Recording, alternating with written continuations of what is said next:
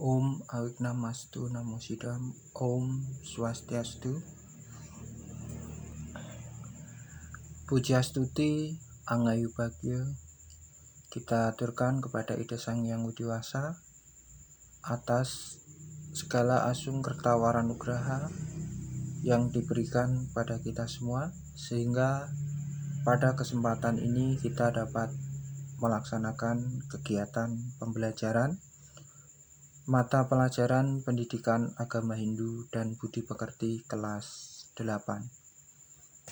Untuk mengawali kegiatan pembelajaran pada pertemuan kali ini, mari kita berdoa terlebih dahulu. Semoga diberi kelancaran dan kemudahan di dalam kita melaksanakan kegiatan belajar mengajar.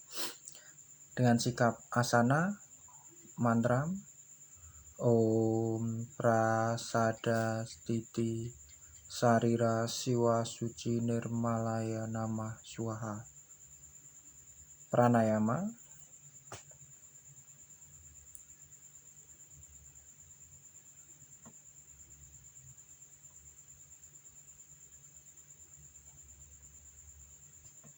Karasodaya.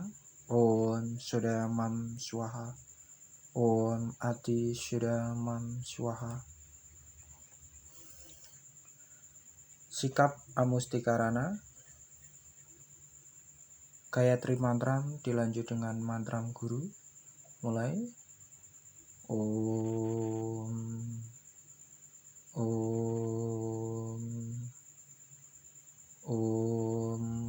Purbuah Swah Tatsawidurwarenyam Bargu Dewa Siadimahi Diyuyuna Prachodayat. Om Purbuah Swah Tatsawidurwarenyam Bargu Dewa Siadimahi Diyuyuna Prachodayat. Om Purbuah Swah Tatsawidurwarenyam Bargu Dewa Siadimahi Diyuyuna Prachodayat.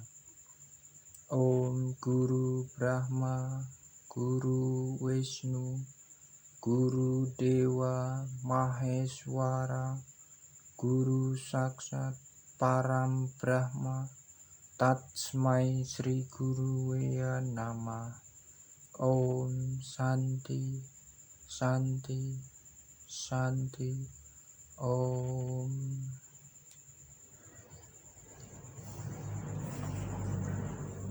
Nah, untuk mengawali kegiatan pembelajaran pada pertemuan kali ini, silakan disiapkan buku materi pelajaran pendidikan agama Hindu dan Budi Pekerti kelas 8. Sebelumnya Pak Eka menyampaikan selamat kalian sudah naik di kelas 8. Tentunya di kelas 8 ini akan ada materi-materi baru untuk pendidikan agama Hindu dan Budi Pekerti. Nah, selama 1 semester ke depan kita akan mempelajari materi-materi yang ada, yaitu diantaranya silakan dibuka bukunya pada daftar isi. Nah, di situ akan terlihat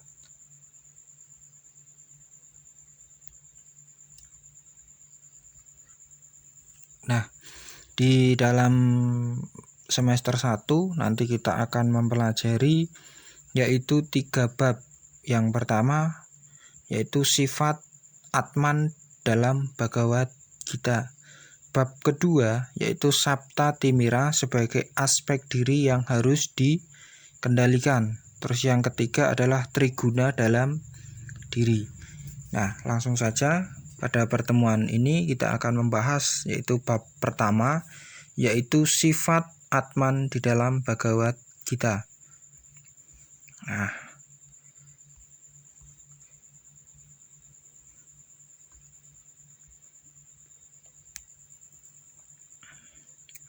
sifat Atman di dalam Bhagavad Gita ini diawali dengan Weda Wakya. Aham sarvasya prabhawa matah sarvam prawantate. Itu matra bajante ma'am Buddha bawasamu wita. Aku ini asal mula segala yang ada. Dari aku segala sesuatu tumbuh pertama. Mengetahui hal ini, orang bijaksana memujaku dengan cara menyanyikan namaku dengan sepenuh hati. Nah, ini diambil dari kitab Bhagavad Gita bab 10 sloka 8. Ini memiliki arti bahwa Tuhan, aku ini adalah kata ganti untuk ide Sang Hyang Widi Wasa atau Tuhan. Jadi aku ini asal mula segala yang ada. Jadi Tuhan itu adalah asal dari segala sesuatu yang ada. Dari aku segala sesuatu tumbuh pertama. Jadi dari Tuhan segala sesuatu itu tumbuh, ada.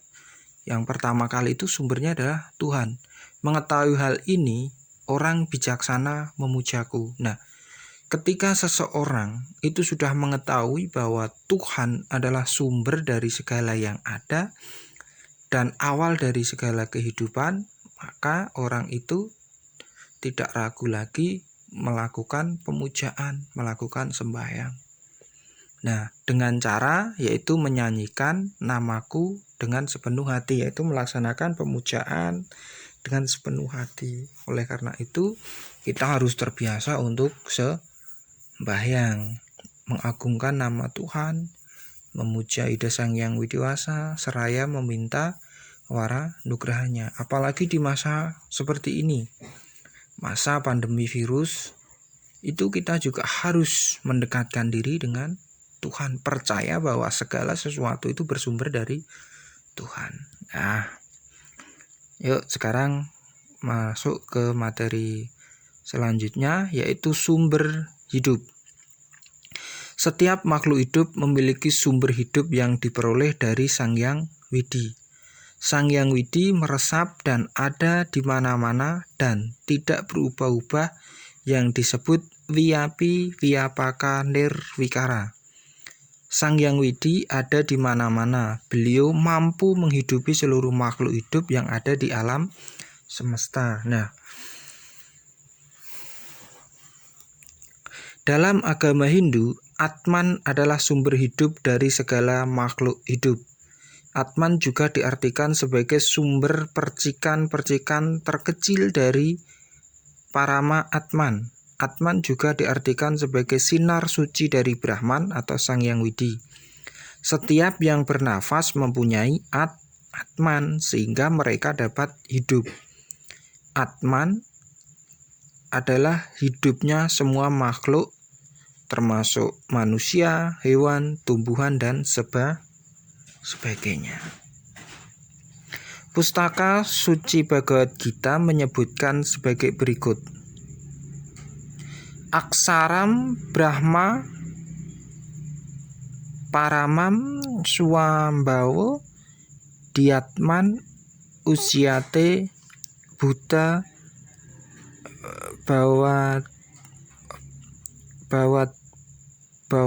Kara Wisa Sarga Karma Sanjenitah.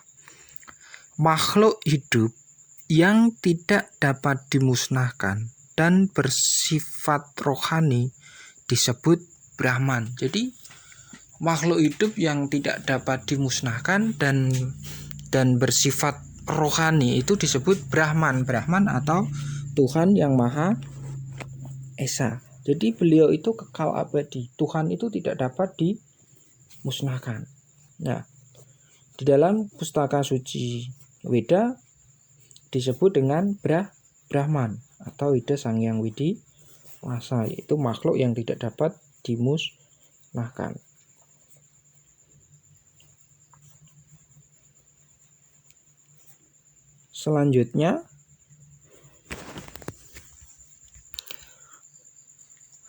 Dan sifatnya yang kekal disebut Adiyatman. Jadi Tuhan itu memiliki sifat yang kekal disebut dengan Adiyatman atau sang diri. Perbuatan berhubungan dengan perkembangan badan jasmani para makhluk hidup disebut dengan karma atau kegiatan yang dimaksudkan untuk membuahkan hasil atau pahala. Nah, sebagai pustaka suci Bhagavad Gita yang menjelaskan Atman, penjelasan terkait Atman juga dijelaskan dalam pustaka suci Weda Parikrama.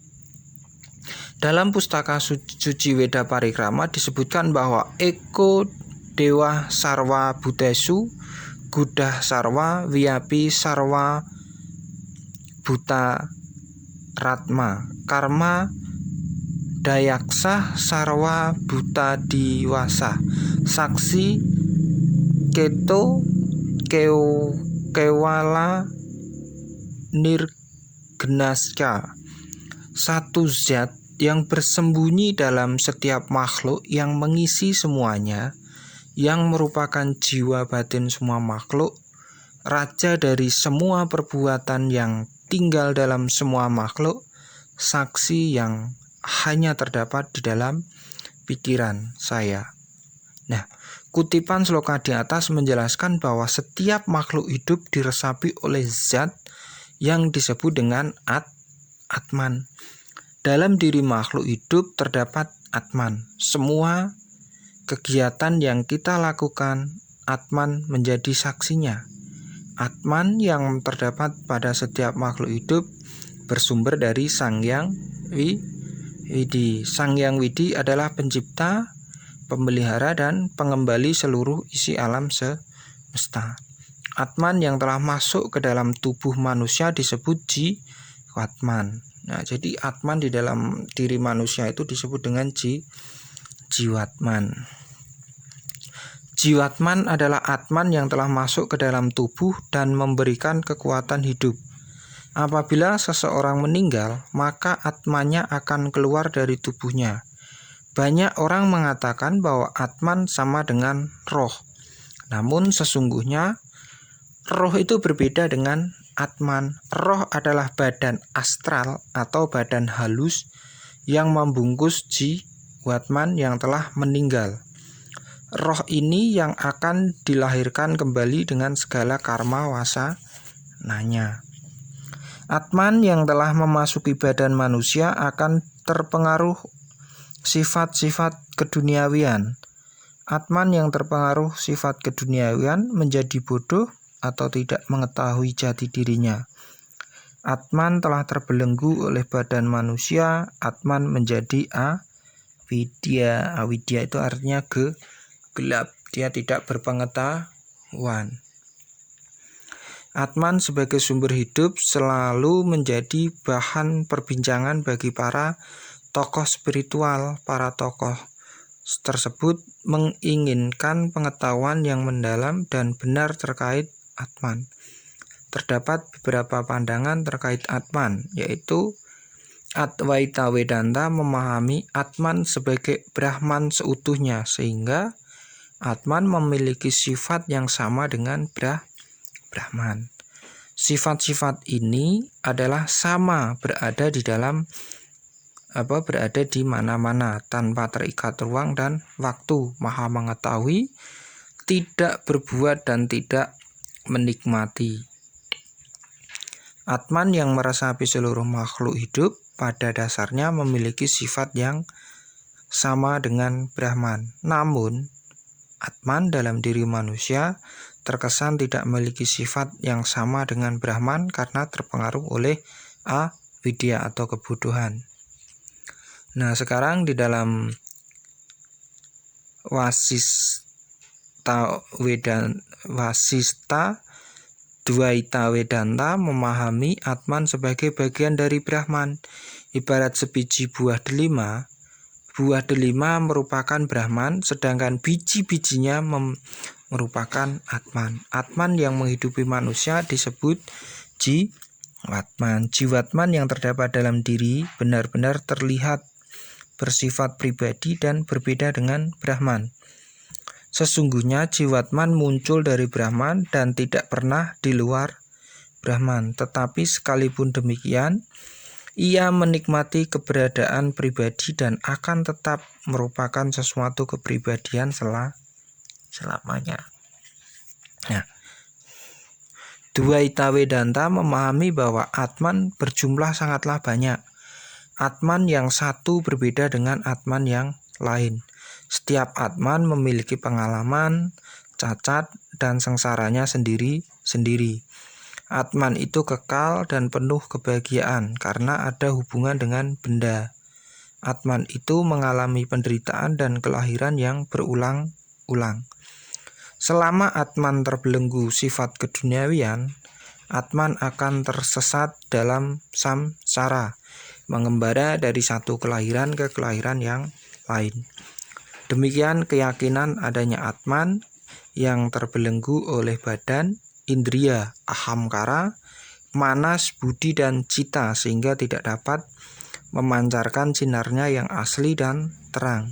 Sifat-sifat Atman sesungguhnya identik dengan Brahman. Itulah yang harus dicari dan yang seharusnya dimengerti. Dia yang menemukannya memperoleh seluruh alam semesta. Lebih jauh, seseorang yang telah maju kehidupan spiritualnya akan mudah merealisasikan Atman dalam dirinya. Dari mereka, cinta kasih sejati atau prema bersemi, tumbuh dan berkembang, memengaruhi lingkungannya.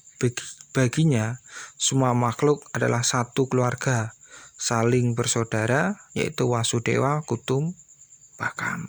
Nah, jadi ini sebagai materi untuk awal pembelajaran kita, yaitu tentang sifat-sifat tentang Atman sebagai sumber hidup manusia.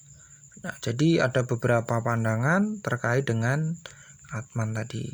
Silakan bukunya dipelajari dengan teliti, dengan baik. Nah, jadi kalian dapat belajar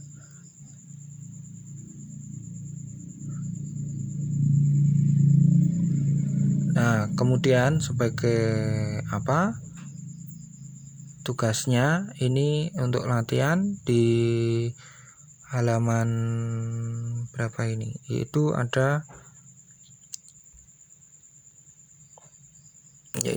di halaman 4, yaitu jawablah soal berikut ini. Ini ada 2 soal, yaitu apa yang kamu pahami terkait dengan Atman di dalam diri. Yang kedua, apa yang kamu pahami dari Sloka Weda Parikrama. Jadi nanti di atas tadi ada Sloka Weda Parikrama. Coba kalian nanti jelaskan. Ini sebagai salah satu tugasnya. Jadi yang pertama itu menjelaskan apa yang kamu pahami terkait dengan Atman. Jadi kamu memberikan penjelasan Atman.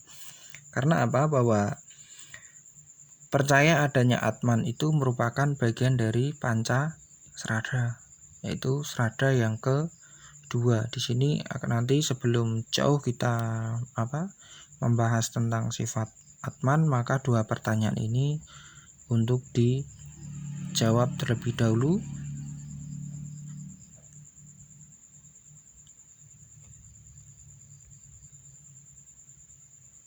Nah, silakan untuk tugasnya 2 pertanyaan ini dijawab. Jawabannya ditulis di buku tulis, nanti hasilnya difoto kirim ke Pak Eka. Demikian untuk kegiatan pembelajaran pada pertemuan kali ini. Kurang lebihnya mohon maaf. Mari kita tutup dengan Parama Santi. Om Santi, Santi, Santi, Om. Jangan lupa untuk mengerjakan tugasnya dan juga untuk mengirim tugasnya. Pak Eka tunggu. Selamat belajar.